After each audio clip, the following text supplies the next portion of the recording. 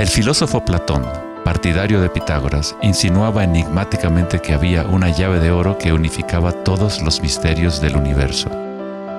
Esta es la llave de oro a la que regresaremos una y otra vez a lo largo de nuestra exploración.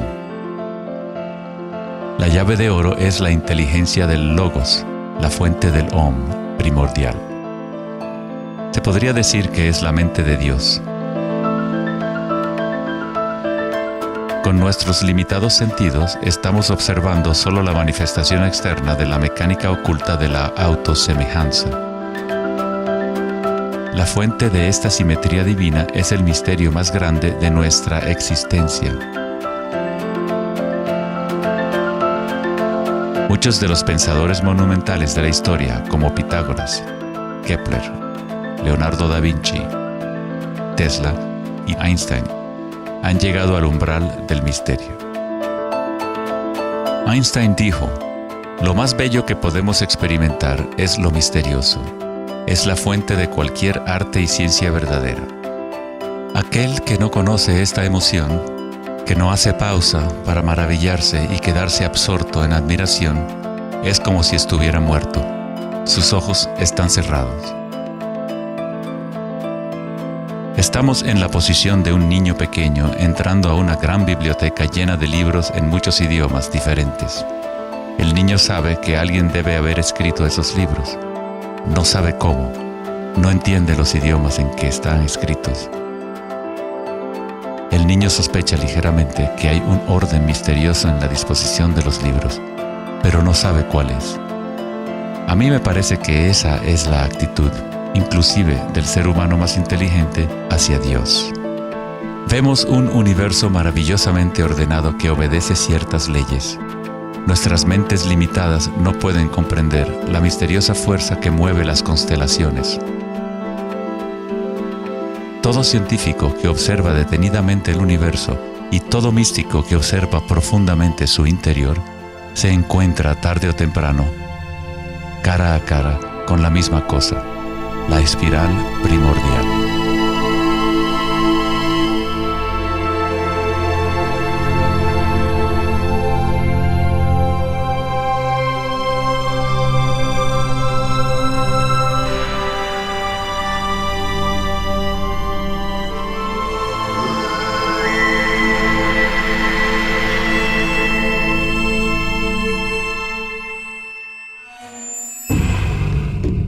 Mil años antes de la creación del antiguo observatorio de Stonehenge, la espiral era un símbolo predominante en la Tierra. Las espirales antiguas se pueden encontrar por todas partes del mundo. Miles de espirales antiguas como estas se pueden encontrar en toda Europa, Nuevo México y Utah en Estados Unidos, Australia, China y Rusia, en virtualmente todas las culturas indígenas de la Tierra. Las espirales antiguas simbolizan el crecimiento, la expansión y la energía cósmica encarnada en el Sol y en el cielo. La forma espiral refleja el macrocosmos del universo mismo revelándose. En las tradiciones indígenas, la espiral es la fuente energética, la madre primordial. Las espirales neolíticas de Newgrange, Irlanda, se remontan a 5000 años.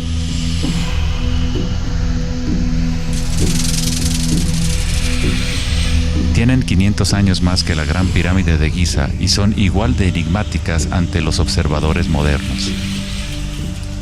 Las espirales se remontan a una época en la historia en donde los humanos estaban más conectados con la Tierra, con los ciclos y las espirales de la naturaleza.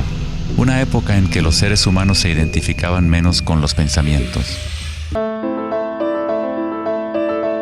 La espiral es lo que percibimos como la fuerza de torsión en el universo. El prana, o fuerza creativa, hace girar a Akasha en una secuencia de formas sólidas. Se encuentra en todos los niveles entre el macrocosmos y el microcosmos, desde las galaxias espirales hasta los sistemas meteorológicos, el agua en tu bañera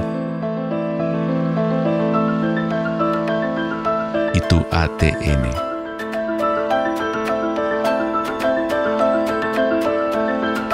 En la experiencia directa de tu propia energía, la espiral primordial no es una idea, sino más bien lo que hace posible toda condición e idea.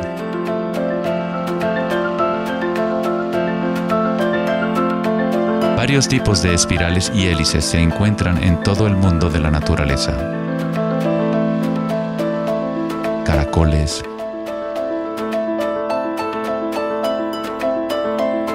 corales marinos,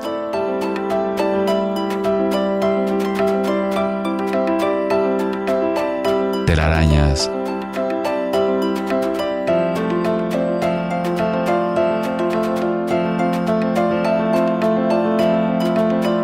fósiles.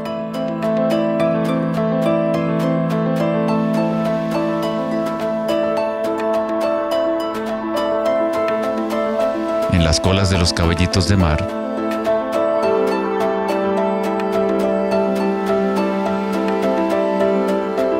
y en las conchas. Muchas espirales en la naturaleza se pueden observar como espirales logarítmicas o espirales en crecimiento. A medida que avanzas desde el centro de la espiral, las secciones son exponencialmente más grandes. Al igual que la red de joyas de Indra, las espirales logarítmicas son autosemejantes u holográficas, de manera que las características de cada parte reflejan el conjunto.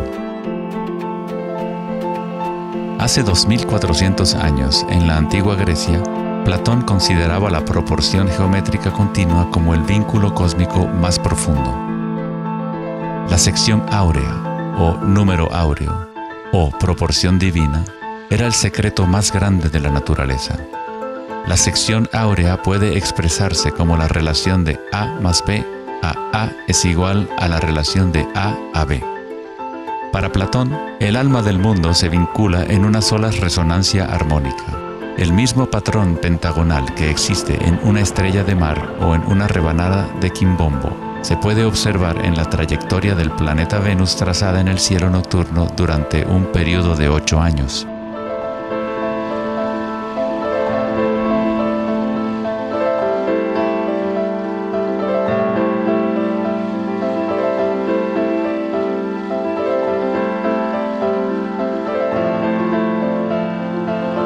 Se observa en el mundo inteligible de las formas en el cielo y en el mundo visible de los objetos materiales en la Tierra, a través de este principio de la autosemejanza geométrica. Desde los patrones autosemejantes del brócoli romanesco hasta las ramas de las galaxias, las espirales logarítmicas son patrones omnipresentes y arquetípicos. Nuestra galaxia de la Vía Láctea tiene varias ramas espirales logarítmicas con una pendiente de unos 12 grados. Cuanto mayor la pendiente de la espiral, más compactos son los giros. Al observar una planta que crece a intervalos de tiempo en un video, uno es testigo de su danza con la espiral de la vida.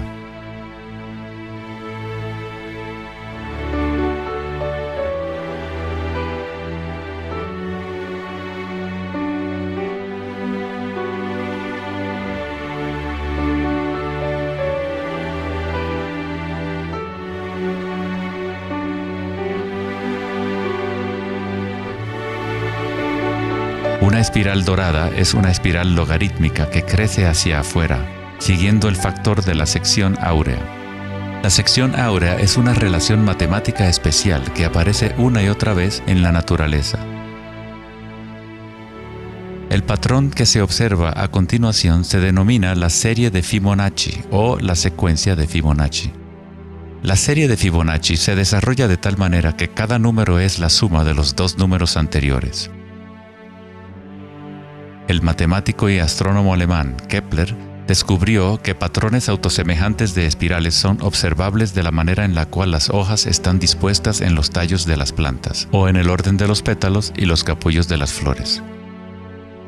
Leonardo da Vinci observó que el espacio en las hojas tenía a menudo forma de patrones espirales. Estos patrones se llaman filotaxis o patrones de disposición de las hojas.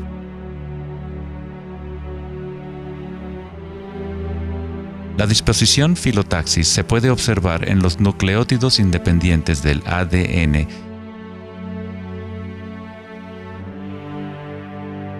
y en todo, desde los árboles genealógicos de conejos reproductores hasta en las piñas del pino, de los cactus a los copos de nieve, y en organismos simples como las diatomeas.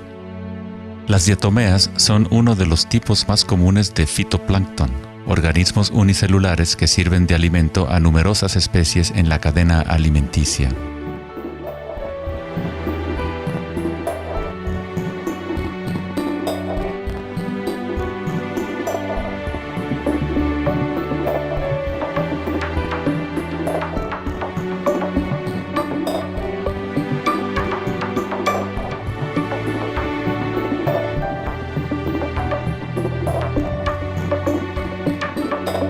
¿Cuánta matemática debes saber para ser un girasol o una abeja?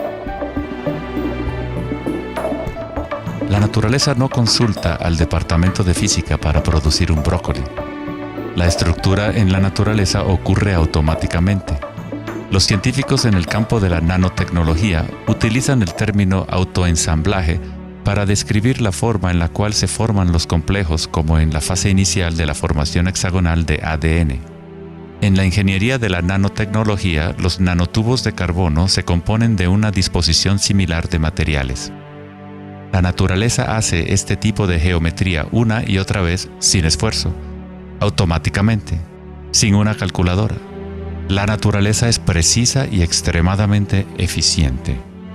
Según el famoso arquitecto y autor Buckminster Fuller, estos patrones son una función del espacio-tiempo. El ADN y el panal de abejas tienen esa forma por la misma razón que una burbuja es redonda. Es la forma más eficiente que requiere la menor cantidad de energía. El espacio en sí tiene una forma y permite solo ciertas configuraciones de la materia, siempre volviendo a lo más eficiente. Estos patrones son la forma más fuerte y eficiente de construir estructuras arquitectónicas como las cúpulas geodésicas.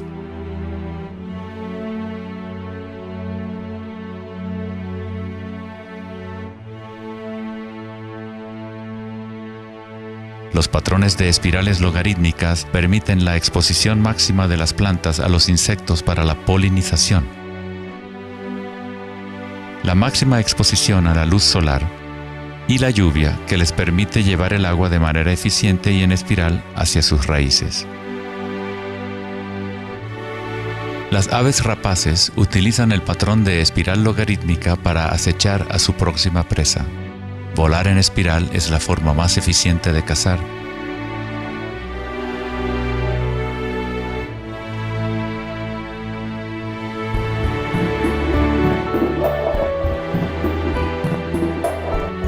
Nuestra capacidad de observar el akasha danzando la espiral de la vida hacia una forma material se relaciona con la habilidad de percibir la belleza y la simetría en la naturaleza.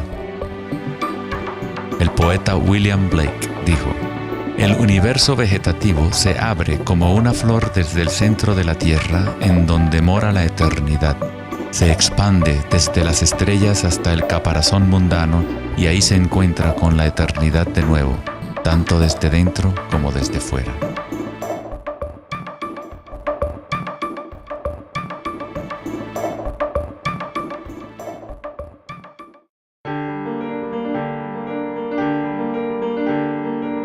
El estudio de los patrones en la naturaleza no es algo familiar en el mundo occidental, pero en la antigua China, esta ciencia es conocida como Li.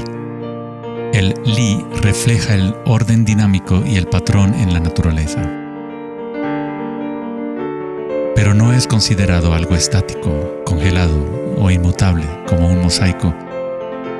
Es un patrón dinámico que se materializa en todos los seres vivos.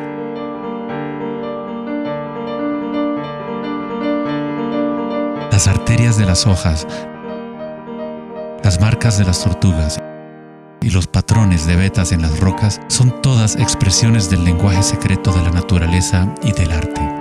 El laberinto es uno de los muchos patrones de Li.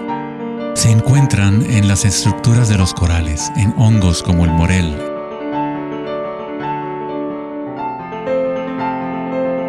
frijoles y en el cerebro humano. El patrón celular es otro patrón común en la naturaleza. Existe una gran variedad de diferentes estructuras celulares, pero todas tienen un orden similar definido según su propósito y función.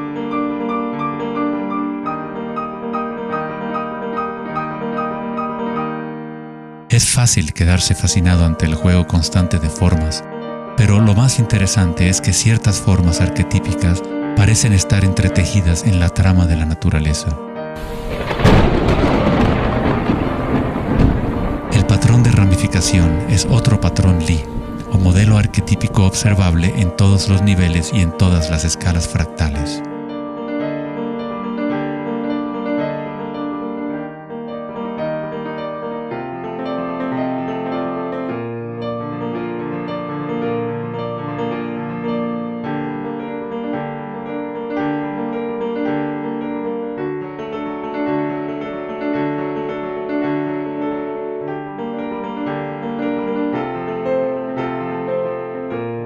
Tomemos, por ejemplo, esta imagen increíble de una simulación de computadora conocida como la simulación del milenio, que muestra la distribución de la materia oscura en el universo local.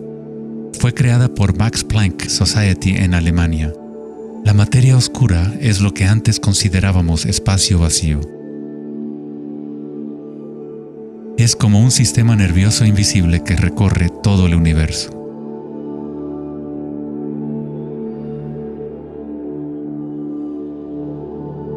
El universo es literalmente como un cerebro gigante.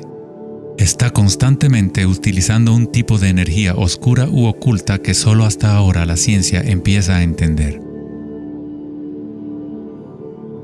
A través de esta red inmensa, la insondable energía se mueve proporcionando el impulso para la expansión y el crecimiento del universo.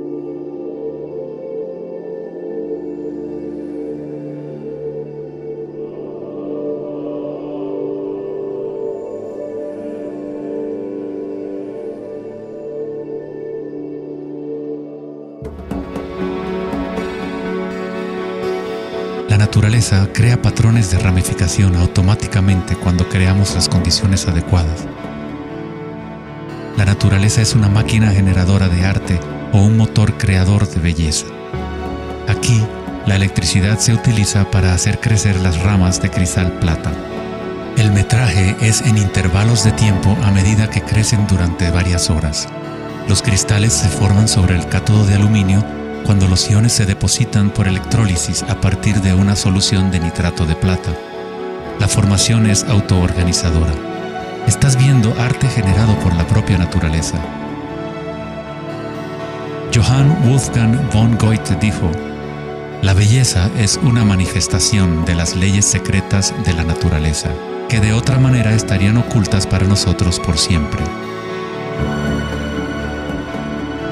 En este sentido, todo en la naturaleza está vivo, organizándose a sí mismo.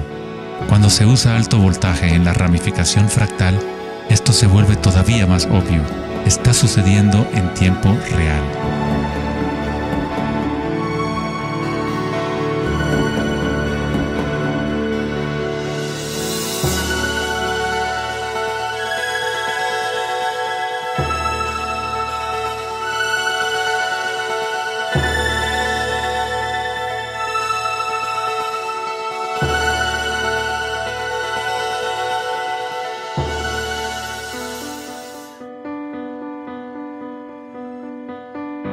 En el cuerpo humano se encuentran patrones y estructuras ramificadas por todas partes. Son, por supuesto, el sistema nervioso de la medicina occidental.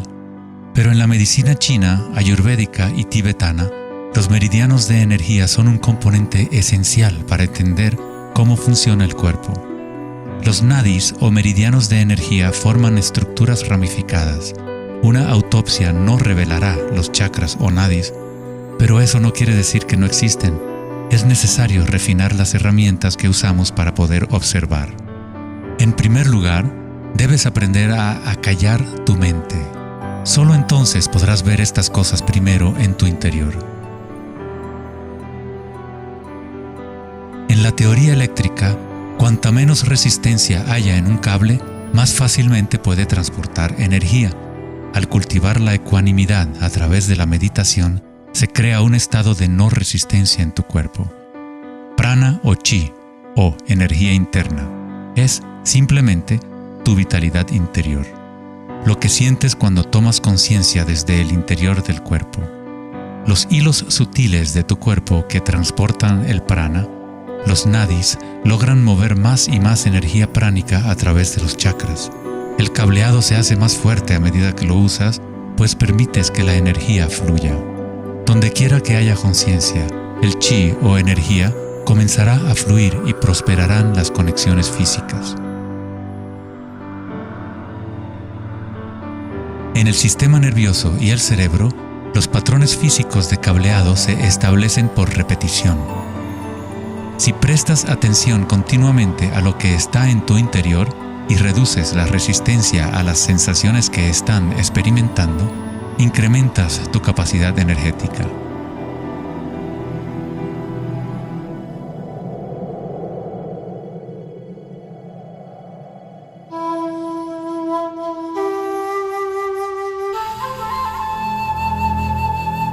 En el taoísmo, el símbolo del yin y el yang representa la interpenetración de las fuerzas en espiral de la naturaleza. El yin y el yang no son dos y no es uno. El antiguo concepto del ara está representado por un yin y yang o remolino en espiral. Es el centro de energía localizado en el abdomen, debajo del ombligo. Ara significa literalmente mar u océano de energía. En China, el ara es llamado el Dantien inferior. En muchas formas de artes marciales asiáticas, se dice que el guerrero con ara fuerte es imparable. En la tradición samurái, una forma de suicidio ritual o seppuku era el harakiri. Esto significa traspasar tu propio ara, desconectando el chi o canal de energía. Moverse desde este centro crea el movimiento enraizado y lleno de gracia que se ve no solo en las artes marciales,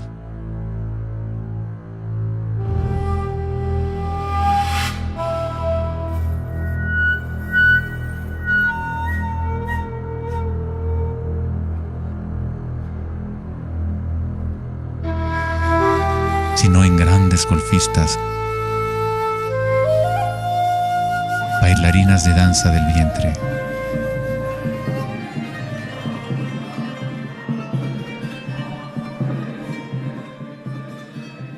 y derviches giradores sufíes. La esencia del ara es la cultura de la conciencia disciplinada, enfocada en un solo punto, la quietud del ojo del huracán.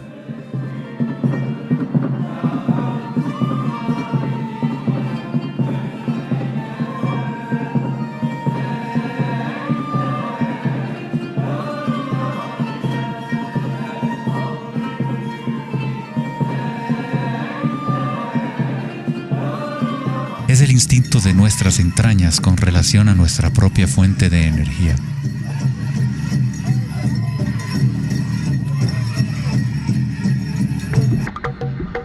Una persona con buena ara está conectada con la tierra y con la sabiduría intuitiva que conecta a todos los seres.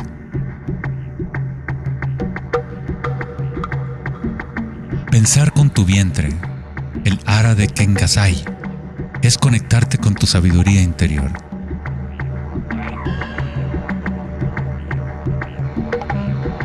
Los antiguos aborígenes australianos se concentraban en la misma zona justo debajo del ombligo, donde el cordón de la gran serpiente arcoíris yacía enroscada.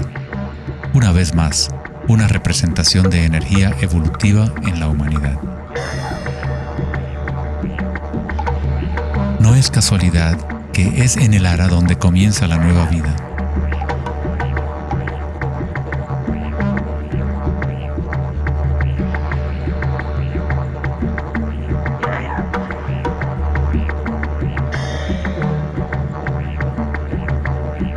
El sistema nervioso entérico, a veces llamado cerebro intestinal, es capaz de mantener una matriz compleja de conexiones similares a las del cerebro en la cabeza, con sus propias neuronas y neurotransmisores. puede actuar de forma autónoma, es decir, con su propia inteligencia. Se podría decir que el cerebro intestinal es una versión fractal del cerebro de la cabeza, o tal vez el cerebro de la cabeza es una versión fractal del cerebro intestinal. Un oso sano tiene un hara fuerte. Cuando un oso sabe dónde hurgar para encontrar hierbas, sigue el movimiento del chi a través de sus sentidos, centrando en el hara o vientre. Esta es la conexión del oso con la cabaña de los sueños, el lugar en las tradiciones indígenas de donde proviene todo el conocimiento y regresa hacia la espiral de la vida. Pero, ¿cómo conocían los antiguos pueblos la espiral si la ciencia moderna está apenas empezando ahora a reconocer su importancia? Pregúntale a las abejas. Ellas no se han olvidado de amar. Las abejas tienen una conexión especial con la fuente como parte de un sistema simbiótico que ayuda a la belleza y a la diversidad a florecer. Son un puente entre el macrocosmos y el microcosmos. Hay un corazón que nos conecta a todos, como una mente colectiva, por llamarla así. Al igual que un cerebro abierto, la colmena envía sus sueños al mundo para manifestarse.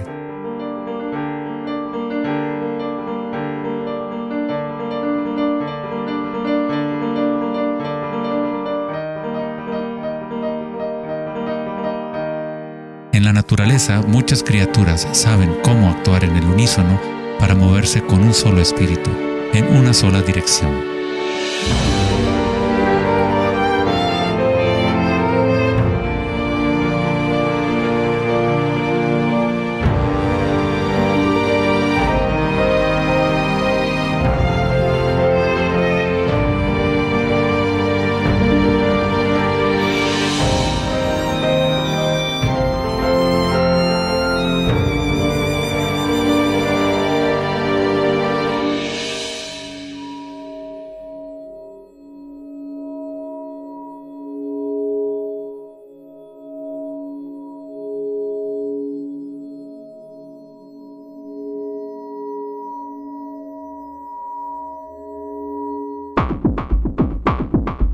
Pero no todos se benefician de las otras especies a su alrededor. Por ejemplo, la cigarra devora todo en su camino. Una cigarra no tiene ninguna otra opción que actuar como cigarra. Nunca va a producir miel ni a polinizar plantas como una abeja. El comportamiento de una cigarra es rígido, pero un ser humano es único en el sentido de que podemos actuar como una abeja o como una cigarra. Tenemos la libertad de cambiar y manipular los patrones de la forma en que interactuamos con el mundo. Podemos existir en simbiosis o como parásitos.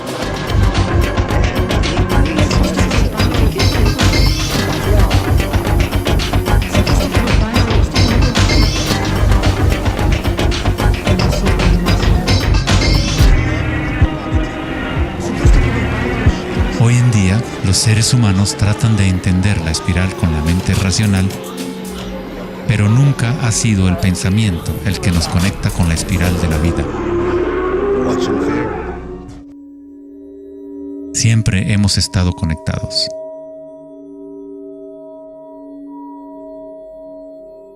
El pensamiento ha sido lo que nos ha mantenido en la ilusión de la separación dentro de nuestras propias identidades. El pensamiento es la creación de la separación, la experiencia de limitación. Cuanto más nos alineamos con el pensamiento, más nos alejamos de la fuente. Las culturas antiguas menos orientadas al pensamiento se alineaban con la espiral de una manera más directa y personal de lo que nosotros hacemos hoy en día. En la antigua India, el Kundalini es una representación de la propia energía interior que se mueve a lo largo de la columna vertebral en un patrón en forma de serpiente o hélice. En las antiguas tradiciones yogis de la India, los mundos interiores de las personas de la época se comparaban con las culturas que se centraban en el hara. Equilibrar el poder de la espiral con la quietud propia de la observación de tu conciencia es alinearte con tu pleno potencial evolutivo, para florecer como el ser original y multifacético que fuiste concebido. Ida, el femenino o canal lunar. está conectado al cerebro derecho y Pingala, el canal masculino o solar, está conectado al cerebro izquierdo. Cuando estos dos canales están en equilibrio, la energía fluye hasta un tercer canal, Sushumna, en el centro de la columna vertebral, energizando los chakras y desbloqueando nuestro pleno potencial evolutivo. La palabra chakra es una antigua palabra sánscrita que significa rueda de energía. El Kundalini es nada menos que la espiral primordial que, como una danza, hace emerger tu vida humana a la existencia. Es un orden diferente de energía al que normalmente conocemos, como un puente de materia bruta para las energías más sutiles. Tú eres ese puente. El Kundalini no es una energía que pueda ser forzada a través de la voluntad, el esfuerzo ni la fricción. Es similar a cultivar una flor. Todo lo que podemos hacer como buenos jardineros es preparar la tierra y las condiciones adecuadas y luego dejar que la naturaleza siga su curso. Si obligas a una flor a florecer prematuramente, la destruyes. La flor crece con su propia inteligencia, con su propia guía de organización. La mentalidad egoica que se obsesiona con el mundo exterior es lo que te impide experimentar tu verdadera naturaleza vibratoria. Cuando la conciencia se vuelca hacia el interior, se asemeja a los rayos del sol y comienza a florecer el loto interior. Conforme el Kundalini despierta en nuestro interior, comenzamos a notar el distintivo de la espiral en todas las cosas. En todos los patrones internos y externos, esta espiral es el vínculo entre nuestros mundos interiores y exteriores.